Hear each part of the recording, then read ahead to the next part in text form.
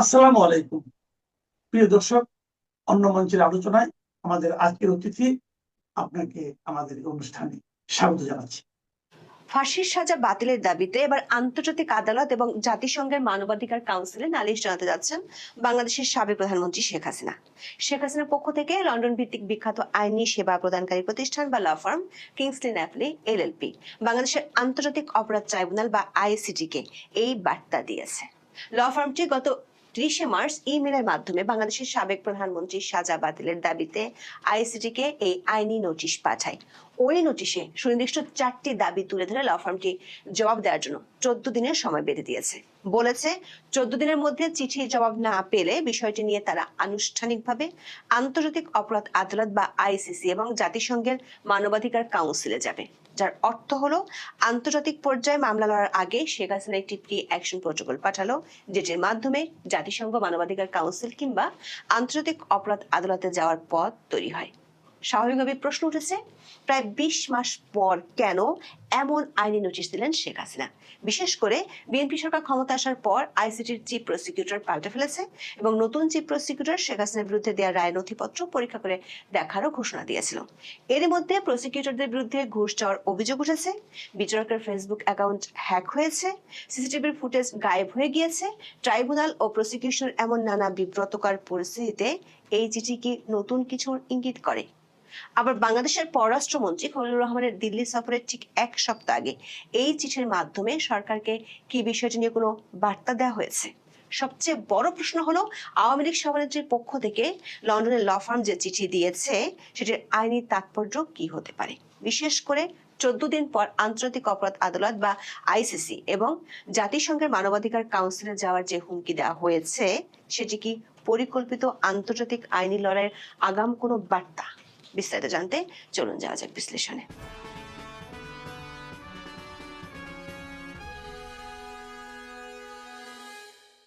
বাংলাদেশের সাবেক প্রধানমন্ত্রী শেখ হাসিনা দেশ ছেড়েছেন 20 মাস হতে চলল। এর মধ্যে বাংলাদেশে অন্তর্বর্তীকালীন সরকারের শাসনামল শেষ হয়েছে এবং গত 12 ফেব্রুয়ারি অনুষ্ঠিত সাধারণ নির্বাচনের মাধ্যমে তারেক রহমানের নেতৃত্বে বিএনপি 2/3 সংখ্যাগরিষ্ঠতা নিয়ে সরকার গঠন করেছে। মানবতাবিরোধী অপরাধে যুক্ত থাকার অভিযোগে গত বছর 17 নভেম্বর আন্তর্জাতিক অপরাধ ট্রাইব্যুনাল শেখ হাসিনাকে একটি মামলায় মৃত্যুদণ্ড দেন। এছাড়া অন্য কয়েকটি মামলায় তার বিভিন্ন মেয়াদে কারাবাসের সাজা ঘোষণা করা হয়। গত 20 মাসে ট্রাইব্যুনাল এবং বিচারের বিরোধিতা করে শেখ হাসিনা অনলাইনে বক্তব্য দিলেও তার পক্ষ থেকে কোনো সরাসরি আইনি পদক্ষেপ নেওয়া হয়নি। এই প্রথমবারের মতো বাংলাদেশের আন্তর্জাতিক অপরাধ ট্রাইব্যুনাল বা আইসিটি কে তার পক্ষ থেকে চিঠি দেওয়া হয়েছে। চিঠিটি দিয়েছে যুক্তরাজ্যের লন্ডন ভিত্তিক বিখ্যাত আইনি প্রতিষ্ঠান কিংসলি ন্যাপলি। 1937 সালে প্রতিষ্ঠিত লন্ডনের কিংসলি ন্যাপলি একটি অত্যন্ত মর্যাদাপূর্ণ এবং বহুমুখী ল ফার্ম। 30 মার্চ পাঠানো এই চিঠিতে অবিলম্বে ট্রাইব্যুনালের আদেশ বাতিলের দাবি জানানো হয়েছে। একই সঙ্গে ভবিষ্যতে আন্তর্জাতিক আইন মেনে নোটিশ দিয়ে এবং শেখ হাসিনার পছন্দের আইনজীবীর উপস্থিতি নিশ্চিত করে নতুন ট্রাইব্যুনাল গঠনেরও দাবি জানানো হয়। শেখ হাসিনার পক্ষে ট্রাইব্যুনালে পাঠানো 10 পাতার ওই চিঠির একটি কপি আমাদের হাতে এসেছে। চিঠিতে শেখ হাসিনার মামলার বিচার প্রক্রিয়ার বিভিন্ন ত্রুটি ও অসঙ্গতি চিহ্নিত করে সে বিষয়ে বিস্তারিত বক্তব্য তুলে ধরা হয়েছে। তবে এই চিঠি পাঠানোর মধ্য দিয়ে ট্রাইব্যুনালের বিচার প্রক্রিয়ার বৈধতা স্বীকার করা হচ্ছে না উল্লেখ করে কিংসলি ন্যাপলির পক্ষ থেকে বলা হয়েছে, শেখ হাসিনা ট্রাইব্যুনালের এখতিয়ার চ্যালেঞ্জ করার অধিকার রাখেন। কিংসলি ন্যাপলির চিঠিতে স্পষ্ট করা হয়েছে, শেখ হাসিনা এই বিচার প্রক্রিয়াকে কখনোই বৈধতা দেননি এবং একে একটি রাজনৈতিক উদ্দেশ্য প্রণীত প্রহসনের বিচার হিসেবে গণ্য করছেন। প্রশ্ন হলো, 20 মাস পর কেন এ ধরনের আইনি নোটিশ পাঠালেন শেখ হাসিনা? আওয়ামী লীগের একাধিক সূত্র ও আইন বিশেষজ্ঞদের মতে কিংসলি ন্যাপলি তাদের চিঠির শেষে 14 দিনের মধ্যে জবাব দেওয়ার জন্য আলটিমেটাম দিয়েছে, যার অর্থ হলো আগামী 13 এপ্রিলের মধ্যে জবাব দিতে হবে। আইনি পরিভাষায় একে লেটার বিফোর অ্যাকশন বা মামলার পরবর্তী পদক্ষেপ বলা হয়। যদি 14 দিনের মধ্যে ট্রাইব্যুনাল বা বাংলাদেশ সরকার এই চিঠির কোনো সন্তোষজনক জবাব না দেয়, তবে কিংসলি ন্যাপলি দাবি করবে তারা ঘরোয়া প্রতিকার বা ডোমেস্টিক রেমিডিস পাওয়ার সব চেষ্টা করে ব্যর্থ হয়েছে। কিংসলি ন্যাপলি চিঠিতে স্পষ্টভাবে উল্লেখ করেছে, জবাব না পেলে তারা বিষয়টিকে আন্তর্জাতিক অপরাধ আদালত বা আইসিসি এবং জাতিসংঘ মানবাধিকার কাউন্সিলে নিয়ে যাবে। আন্তর্জাতিক মানবাধিকার আইন এবং আন্তর্জাতিক অপরাধ আদালতের নিয়ম অনুযায়ী কোনো আন্তর্জাতিক সংস্থায় অভিযোগ করার প্রধান শর্ত হলো দেশের ভিতরের সব আইনি পথ বা প্রতিকার বন্ধ হওয়া। কিংসলি ন্যাপলি এই চিঠির মাধ্যমে প্রমাণ করতে চাইছে বাংলাদেশে তারা আর কোনো ন্যায় বিচার আশা করতে পারে না, তাই আন্তর্জাতিক হস্তক্ষেপ প্রয়োজন। বিশ্লেষকরা মনে করেন বাংলাদেশের আন্তর্জাতিক অপরাধ ট্রাইব্যুনালকে চিঠি দিয়ে কিংসলি ন্যাপলি সেই গ্রাউন্ড তৈরি করে রাখলো। আন্তর্জাতিক অপরাধ আদালত বিশেষজ্ঞরা বলছেন আইসিসিতে কোনো ব্যক্তি সরাসরি মামলা করতে পারেন না, কারণ এটি কোনো দেওয়ানি আদালত নয়। তবে রোম ইনস্টিটিউটের 15 অনুচ্ছেদ অনুযায়ী যে কোনো ব্যক্তি, গোষ্ঠী বা বেসরকারি সংস্থা আইসিসি প্রসিকিউটরকে কোনো অপরাধ সম্পর্কে তথ্য দিতে পারে। কিংসলি ন্যাপলি আইসিসির প্রসিকিউটর বরাবর একটি বিস্তারিত প্রতিবেদন জমা দেবে, যাকে বলা হয় কমিউনিকেশন। এতে দাবি করা হবে বাংলাদেশে শেখ হাসিনার বিরুদ্ধে যে বিচার হয়েছে সেটি আসলে প্রহসনের বিচার এবং এটি নিজেই একটি মানবাধিকার বিরোধী অপরাধ। কিংসলি ন্যাপলি আইসিসির কাছে দাবি করবে বাংলাদেশ সরকার শেখ হাসিনাকে ন্যায্য বিচার দিতে অক্ষম বা অনিচ্ছুক। যদি আইসিসি প্রসিকিউটর মনে করেন এই তথ্যগুলোর ভিত্তি আছে, তবে তিনি একটি প্রিলিমিনারি এক্সামিনেশন বা প্রাথমিক তদন্ত শুরু করবেন। যদিও আইসিসি কোনো সার্বভৌম রাষ্ট্রের অভ্যন্তরীণ আদালতের রায় সরাসরি বাতিল করতে পারে না, তবে তারা যদি এই বিচার প্রক্রিয়া নিয়ে প্রশ্ন তোলে তবে তা আন্তর্জাতিকভাবে বাংলাদেশের বর্তমান সরকারের ভাবমূর্তিকে মারাত্মকভাবে ক্ষতিগ্রস্ত করবে। দর্শক, কিংসলি ন্যাপলি তাদের চিঠিতে বাংলাদেশের আন্তর্জাতিক অপরাধ ট্রাইব্যুনাল ও তার বিচারিক প্রক্রিয়া নিয়ে 6টি সুনির্দিষ্ট অভিযোগ এনেছে। চিঠিতে উল্লেখ করা হয়েছে শেখ হাসিনার বিচার এমন এক বৈরী পরিবেশে অনুষ্ঠিত হয়েছে যেখানে আওয়ামী লীগ ও সমর্থকদের বিরুদ্ধে অন্তর্বর্তীকালীন সরকারের ধারাবাহিক নিবর্তন ও নির্যাতনমূলক পদক্ষেপ চলমান ছিল। 2025 সালের মে মাসে সন্ত্রাস বিরোধী আইনের অধীনে আওয়ামী লীগের কার্যক্রম নিষিদ্ধ করা হয়। পাশাপাশি রাজনৈতিক সহিংসতা, অপরাধীদের দায়মুক্তি এবং আওয়ামী লীগপন্থী আইনজীবীদের গ্রেপ্তারের মতো ঘটনা ঘটেছে। এমনকি আওয়ামী লীগ সম্পৃক্ত আইনজীবীদের উপর শারীরিক হামলা চালানো হয়েছে বলেও দাবি করা হয়। চিঠিতে এরই মধ্যে আইসিটি নিয়ে আন্তর্জাতিক বিশেষজ্ঞরা যেসব অভিযোগ তুলেছেন সেগুলোর রেফারেন্স তুলে ধরে শেখ হাসিনার বিচার প্রক্রিয়ার 4টি মৌলিক অধিকার লঙ্ঘনের অভিযোগ আনা হয়েছে। চিঠিতে বলা হয়েছে শেখ হাসিনার মামলার বিচার করার কোনো আইনি এখতিয়ার আইসিটির নেই, কারণ 1973 সালের আইসিটি আইনটি মূলত 1971 সালের মুক্তিযুদ্ধের সময় সংগঠিত গণহত্যা, মানবতার বিরুদ্ধে অপরাধ ও যুদ্ধাপরাধের বিচারের জন্য প্রণয়ন করা হয়েছিল। নির্দিষ্ট ঐতিহাসিক সময়কালের বাইরে এই ট্রাইব্যুনালের বিচার করার কোনো ম্যান্ডেট ছিল না। কিন্তু 2024 সালের আগস্ট মাসে অন্তর্বর্তী প্রশাসন জুলাই মাসে বিক্ষোভের সঙ্গে সম্পর্কিত অপরাধের বিচারের জন্য এই আইন সংশোধন করে, যা ট্রাইব্যুনালের সাংবিধানিক উদ্দেশ্যের বাইরে একটি বেআইনি সম্প্রসারণ। জুলাইয়ের সময়কার ঘটনা বলে বাংলাদেশের সাধারণ ফৌজদারি আদালতের এখতিয়ারভুক্ত বিষয়। বর্তমান ট্রাইব্যুনাল আন্তর্জাতিক আইন, বিশেষ করে আইসিসিপিআর এর 14-1 অনুচ্ছেদ অনুযায়ী স্বাধীন ও নিরপেক্ষ বিচার নিশ্চিত করতে ব্যর্থ হয়েছে বলে শেখ হাসিনার পক্ষ থেকে দেওয়া চিঠিতে মন্তব্য করা হয়েছে। চিঠিতে বলা হয় আইসিটির বিচারিক বেঞ্চ এবং প্রসিকিউটর টিম বিরোধী দলীয় রাজনৈতিক সংশ্লিষ্টতা থাকা ব্যক্তিদের দ্বারা পুনর্গঠন করা হয়েছে।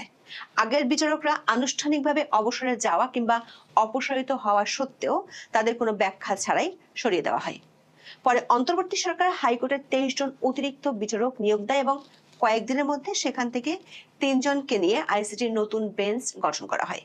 এছাড়াও ট্রাইব্যুনালের চেয়ারম্যান বিচারপতি গোলাম মর্তুজা মজুমদার এবং বিচারপতি মহিদুল হক এনাম চৌধুরীর সঙ্গে বাংলাদেশ জামাতে ইসলামের সংশ্লিষ্টতার অভিযোগ রয়েছে বলে চিঠিতে উল্লেখ করা হয়।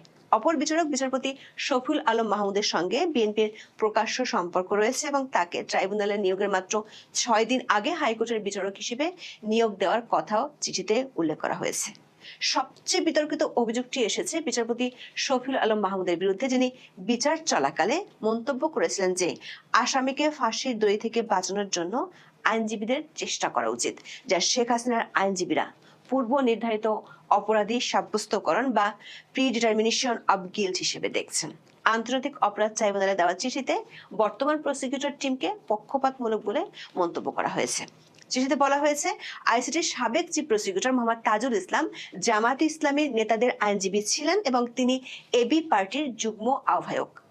তিনি বিচার চলাকালীন সময়ও দলের সমাবেশে অংশ নিয়েছেন। 2025 সালের মার্চ মাসে তাজুল ইসলাম একটি সমাবেশে আওয়ামী লীগকে নিষিদ্ধ করার দাবিও জানিয়েছিলেন।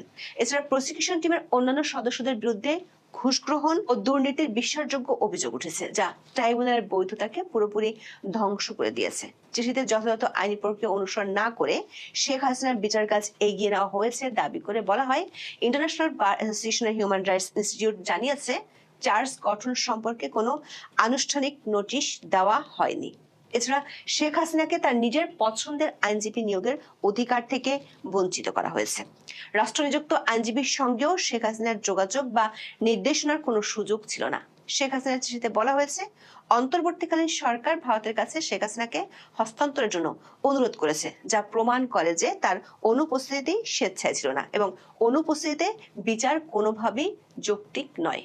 আন্তর্জাতিক মানদণ্ড এবং আইসিসিপিআর এর 14 অনুচ্ছেদের ন্যূনতম গ্যারান্টি ছাড়া এই ধরনের ত্রুটিপূর্ণ প্রক্রিয়ায় মৃত্যুদণ্ড আরোপ করা মূলত সামারি এক্সিকিউশন বা সংক্ষিপ্ত মৃত্যুদণ্ড কার্যকরের শামিল। চিঠির শেষ অংশে শেখ হাসিনার পক্ষে কিংসলি ন্যাপলি ল ফার্ম কয়েকটি দাবি উল্লেখ করেছে। সেগুলো হলো, শেখ হাসিনার বিরুদ্ধে দেওয়ার রায় এবং সাজা আইনিভাবে বাতিল ঘোষণা করতে হবে। মৃত্যুদণ্ড কার্যকর করার জন্য কোনো পদক্ষেপ নেওয়া যাবে না। ভবিষ্যতে যে কোনো বিচারের প্রক্রিয়া আন্তর্জাতিক মানদণ্ড মেনে যথাযথ নোটিশ দিয়ে এবং নিজস্ব পছন্দের আইনজীবীর উপস্থিতিতে স্বাধীন ট্রাইব্যুনালে করতে হবে। আওয়ামী লীগের সঙ্গে যুক্ত আইনজীবী ও অন্যান্য নিরাপত্তা নিশ্চিত করতে বাংলাদেশ সরকারকে জরুরি পদক্ষেপ নিতে হবে।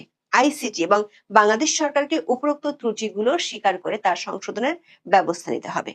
এসব বিষয়ে বাংলাদেশ সরকার ও ট্রাইব্যুনাল কি পদক্ষেপ নিতে যাচ্ছে তা 14 দিনের মধ্যে নিশ্চিত করার অনুরোধ জানানো হয় চিঠিতে। কিংসলি ন্যাপলি চিঠিতে জাতিসংঘের মানবাধিকার কাউন্সিলে যাওয়ার যে হুমকি দিয়েছে, ব্রিটিশ সরকার তাকে মূলত একটি কূটনৈতিক ও জনমত তৈরির কৌশল হিসেবে দেখছেন। এখানে 3টি উপায়ে কাজ করা হতে পারে। প্রথমত, কমপ্লেন্ট প্রসিডিওর, যেটির মাধ্যমে গোপনীয় পদ্ধতিতে মানবাধিকার কাউন্সিলে সরাসরি কোনো রাষ্ট্রের বিরুদ্ধে অভিযোগ দায়ের করা। বিশেষজ্ঞরা মনে করেন, ইতিমধ্যে আওয়ামী লীগের উপর নিষেধাজ্ঞা, দলটির নেতাকর্মীদের উপর নির্যাতনের বিষয়গুলো আন্তর্জাতিকভাবে সমালোচিত হয়েছে। পাশাপাশি আইসিটির বিচার প্রক্রিয়া এবং এই ট্রাইব্যুনালের বিরুদ্ধে এরই মধ্যে যেসব অভিযোগ উঠেছে সেগুলো আন্তর্জাতিক গণমাধ্যমে প্রকাশিত হয়েছে। প্রসিকিউটর বিএম সুলতান মাহমুদ সাবেক চিফ প্রসিকিউটর তাজুল ইসলামের বিরুদ্ধে সেটেলমেন্ট ট্রেড বা সাক্ষী বাণিজ্যের গুরুতর অভিযোগ আনেন। অভিযোগ উঠেছে, প্রভাবশালী আসামি বা প্রত্যক্ষদর্শীদের আর্থিক সুবিধার বিনিময়ে সাক্ষী হিসেবে ব্যবহার করা হয়েছে বা অব্যাহতি দেওয়া হয়েছে। জাতিসংঘের মানবাধিকার কাউন্সিলে যদি এই বিষয়টি ওঠে, তবে বাংলাদেশের নতুন সরকারের উপর বৈশ্বিক চাপ বাড়বে। ইতিমধ্যে জাতিসংঘের বিশেষ দূতরা আওয়ামী লীগকে নিষিদ্ধ করা এবং শেখ হাসিনার বিচার প্রক্রিয়া নিয়ে উদ্বেগ প্রকাশ করেছিলেন। সরকার যদি কিংসলি ন্যাপলি নোটিশের সন্তোষজনক উত্তর না দেয়, তবে আন্তর্জাতিক পরিমণ্ডলে বাংলাদেশের বিচার বিভাগের বিশ্বাসযোগ্যতা বড় ধরনের সংকটের মুখে পড়বে। সূত্রগুলো বলছে, জাতিসংঘ মানবাধিকার কাউন্সিলে শেখ হাসিনার পক্ষ থেকে এই অভিযোগটি গ্রহণ করার সম্ভাবনা আছে। কাউন্সিল যদি অভিযোগটি গ্রহণ করে, তবে তারা একটি ওয়ার্কিং গ্রুপ অন কমিউনিকেশনস গঠন করবে এবং বিষয়টি পর্যালোচনার জন্য বাংলাদেশ সরকারের কাছে ব্যাখ্যা চাইবে। জানা গেছে, কিংসলি ন্যাপলি জাতিসংঘের বিচারক ও আইনজীবীদের স্বাধীনতা বিষয়ক বিশেষ দূত এবং আরবিট্রারি এক্সিকিউশন বিষয়ক বিশেষ দূতের কাছে আবেদন করার জন্য প্রয়োজনীয় কাগজপত্র তৈরি করে রেখেছে।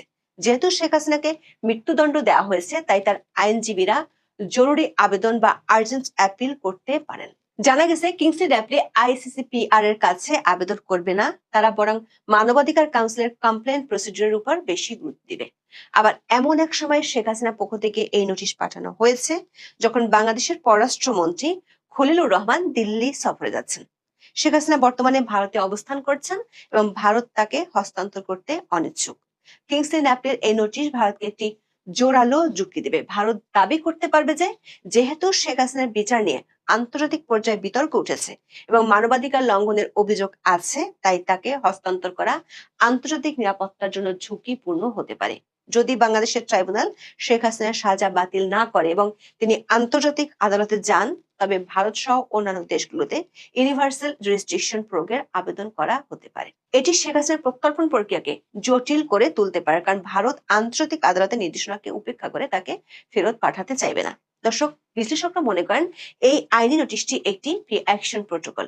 20 মাস পর পাঠানো এই চিঠি স্পষ্ট করে দিচ্ছে, শেখ হাসিনা আইনি লড়াইয়ের ময়দান বাংলাদেশ থেকে সরিয়ে বিদেশের মাটিতে নিতে যাচ্ছেন। লন্ডনের ল ফার্ম নিয়োগ করা এবং আইসিসি এবং জাতিসংঘে যাওয়ার হুমকি দেওয়ার লক্ষ্য হলো বাংলাদেশের বর্তমান বিচার ব্যবস্থাকে বিশ্ব দরবারে অগ্রহণযোগ্য ও রাজনৈতিক উদ্দেশ্য পরিণত হিসেবে চিহ্নিত করা।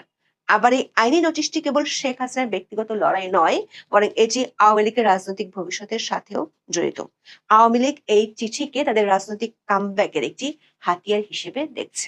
এখানে বলেছি নেত্রীর নির্দেশ বিভেদ নয় ঐক্য। এই ভিডিওটা আসলে এই মুহূর্তে করার তার কারণ হচ্ছে যে আমি এখন থেকে জাস্ট 1 ঘন্টা আগে নেত্রীর সাথে কথা হয়েছিল, বিভিন্ন বিষয়ে কথা হয়েছে। উনি বলেছে আমাদের আসলে আমার নিজের ব্যক্তিগত কোনো কথা ছিল না, টুকটাক দুই একটা প্রশ্ন ছিল করেছিলাম।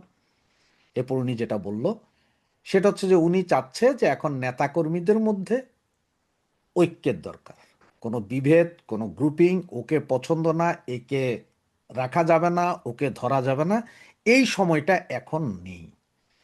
তো উনি আমাকে যেটা সরাসরি বললো যে আমরা যারা আছি, যারা কথা বলি বা যারা লোকজনের সাথে কথা বলি, ভিডিও কন্টেন্ট বানাই বা টক শোতে কথা বলে, এদের সকলের প্রতি ওনার একটাই নির্দেশনা, সেটা হচ্ছে যে এই মুহূর্তে ঐক্যের দরকার।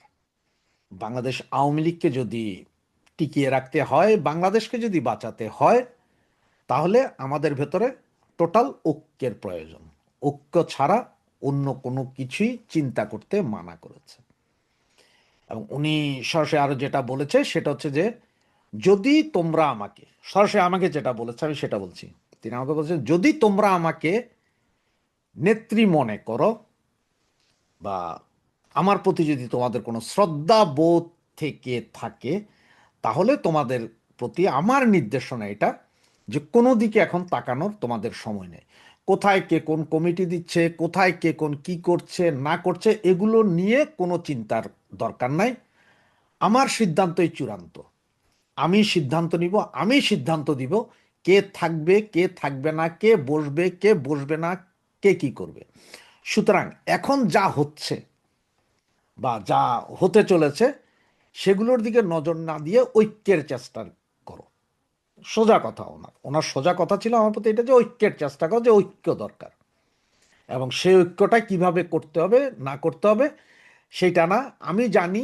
এবং তিনি এতটুকু বলছে আমি জানি আমার তৃণমূলের কর্মী, আমার তৃণমূলের সন্তান যারা আছে তারা কিভাবে কাজ করছে, কে কিভাবে কাজ করছে, কে কোথায় যাচ্ছে, কে কিভাবে সারভাইভ করছে, সবই আমি জানি।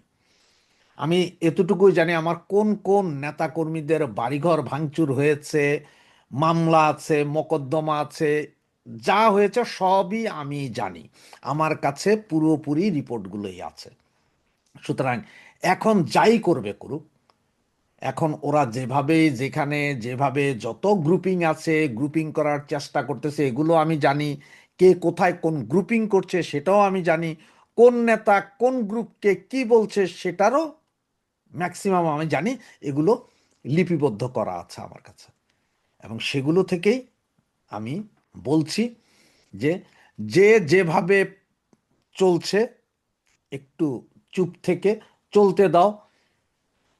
ওর বিরুদ্ধে অমুক চোর, অমুক ডাকাত, অমুক এই করেছে, অমুক খবর নেয় না, এই সবগুলো না বলে এই মুহূর্তে সরাসরি ঐক্যের দরকার। কারণ এই ঐক্যটা যখন ঠিক হবে আমাদের মাঝে, তখনই বাংলাদেশ আওয়ামী লীগ আবার সগৌরবে ফিরে আসবে, আবার আমরা দেশের উন্নয়ন করতে পারবো, দেশবাসীকে সাথে নিয়ে আমরা বৃহত্তর আন্দোলন গড়ে তুলতে পারবো এবং আমরা সামনে এগিয়ে নিয়ে যেতে পারবো দেশকে। আর যদি আমাদের মধ্যে যদি বিভেদ থাকে তাহলে সেটা সম্ভব না। সুন্দর একটা কথা বলেছেন উনি, সেটা হচ্ছে উনি বলছে ব্রিটিশদের ডিভাইড অ্যান্ড রুল ছিল, যে আমাদেরকে ডিভাইড করা হয় এবং ডিভাইড করার পরে আমরা রুল করতে পারি, সেটা উনি পরিষ্কার বলেছেন। সেই হিসাবটাই আওয়ামী লীগের ভেতরে চলছে। উনি এটাও আমাকে পরিষ্কার একটা কথা বলেছেন যে দেখো আমি জানি যে 5ই আগস্টের পরে কোন কোন নেতা বা কোন কোন নেতা হওয়ার লোকজন নিজেদের ব্যবসা বাণিজ্য সব কিছুই আজ পর্যন্ত পরিপূর্ণভাবে চালিয়েছেন, কোন কোন নেতারা বারবার বিদেশ সফর করেছেন, এসেছেন, গিয়েছেন, খেয়েছেন বাংলাদেশে বসে, এগুলো আমি সব জানি। তাদের কাদের কাদের কোনো সমস্যা হয়নি, কারা কারা এনসিপি বিএনপির সাথে সমঝোতা করে বা তাদের সাথে লাইন করে ব্যবসা বাণিজ্য সবকিছু টিকিয়ে রেখেছেন এবং বিভিন্ন মিছিল মিটিংয়ের খবরগুলো তাদের হাতে তুলে দিয়েছেন, এটাও আমরা জানি। এবং উনি এও বলেছেন এখন না শুধু, এখন না, উনি বলেছেন এখন না শুধু, অতীত কারা কারা আমার দলের কোন কোন নেতা কার কার সাথে আপনার সহযোগিতা করেছেন, কোন কোন নেতা কোন কোন দলের লোকদের সাথে গোপন মিটিং করেছেন সবই জানি, এবং এই মুহূর্তে কোন কোন নেতারা এগুলো করছেন সেগুলো আমি সবই জানি। আমার কাছে সমস্ত রিপোর্টই আছে, সব কিছুই আছে। সুতরাং এগুলো নিয়ে অন্তত তোমাদের কোনো টেনশনের বিষয় না, তোমরা তোমাদের কাজ চালিয়ে যাও, আমার তৃণমূল কর্মীদের কাছেও পৌঁছে দাও যে যে যার যার মতো কাজ চালিয়ে যেতে। এই কাজ চালানোর মধ্যে মানে এই ঐক্য, আমাদের মধ্যে এখন ঐক্য ধরে রাখতে হবে, কোনো বিভেদের দরকার নেই। কে কি করছে না করছে সবই ওনার নখদর্পণ। সুতরাং ওনার এই নির্দেশ যে বিভেদ নয়, ঐক্য চাই, আর ওই আমাদের এই ঐক্যই আওয়ামী লীগকে ফিরিয়ে আনতে পারে। এবং উনি আমাকে বলেছেন বেশি দেরি হবে না, সবাই একটু ধৈর্য ধরেন, ধৈর্য ধরে থাকলেই আপনার সব কাজ সমাধান হবে।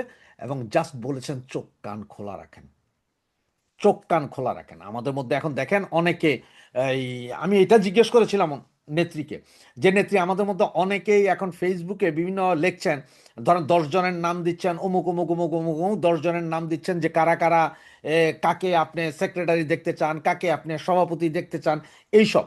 তখন উনি বলছে যে এগুলো সবগুলোই সেই কুচুকরি মহল যারা আওয়ামী লীগকে বিপদে ফেলেছে, এরাই সেই কুচুকরি মহল যাদের থাইল্যান্ডে কটেজ আছে, যাদের ইউরোপ আমেরিকাতে বাড়ি গাড়ি আছে, কোটি কোটি টাকা দুর্নীতি করেছে, চাঁদাবাজি করেছে, কমিটি বাণিজ্য করেছে, এগুলো সেই সমস্ত লোক, তাদের কাছ থেকে সাবধানে থাকুন।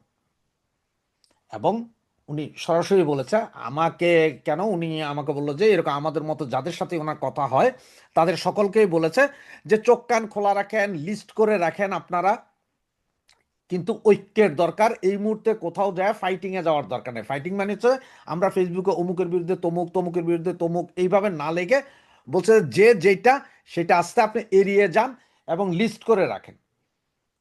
নেত্রীর সোজা কথা, উনি বলেছেন যে 5ই আগস্টের পর থেকে যেমন সমস্ত আমাদের বাংলাদেশ আওয়ামী লীগের নেতা কর্মীদের উপর যে অত্যাচার, নিপীড়ন, নির্যাতন হয়েছে, মামলা হয়েছে, তার যেমন লিস্ট আছে, এই মুহূর্তে কে কে আবার দলের ভেতরেই উপদল উপগ্রুপ তৈরি করছে, তাদের লিস্টটা সুন্দরভাবে করে রাখতে এগুলোর ব্যবস্থা উনি করবেন। এবং উনি এটাও বলেছেন যে আমি এখনো কোনো সিদ্ধান্ত দেইনি, কাউকে বলিনি যে আমি ওই কমিটি চেঞ্জ হবে, ওই কমিটির সভাপতি যাবে, ওই কমিটির সেক্রেটারি থাকবে, এগুলো উনি বলেননি। দ্যাটথইন ভাষায় বলেছেন যে উনি বলেননি। উনি সোজা বলেছেন যে যদি আমার প্রতি বিশ্বাস, তোমাদের বিশ্বাস থাকে, শ্রদ্ধা থাকে, ভক্তি থাকে, তাহলে এটা মনে রাখো যে সব খবরই আমার কাছে আছে, সব কিছুই আমার কাছে আছে, আমি সিদ্ধান্ত নিব কে থাকবে কে থাকবে না, কার কি হবে সেটা আমি সিদ্ধান্ত নিব, আমার সিদ্ধান্তই চূড়ান্ত হবে। এবং উনি বলেছেন যে আওয়ামী লীগ কোনো এমন কোনো দল না যে বেনিয়াদের হাতে দলকে তুলে দিব। উনি এটাও বলেছেন দলকে তুলে দিবে এরকম না, আওয়ামী লীগ যা সিদ্ধান্ত নিবে সিদ্ধান্তর মতো নিবে। যদি আমার উপর, যদি উনি বারবার বলছে আমার উপর যদি বিশ্বাস থাকে তাহলে তোমরা তোমাদের কাজ চালাইয়া যাও, ঐক্য করো, বিভেদ নয়, লিস্ট রাখো কে কি করছে, সেটাই পরবর্তী সব কিছুর সূচক নির্ধারণ করবে। এই কথাটাই ওনার ছিল, এই কথাটাই আমি আপনাদের সামনে তুলে ধরেছি। জয় বাংলা, জয় বঙ্গবন্ধু।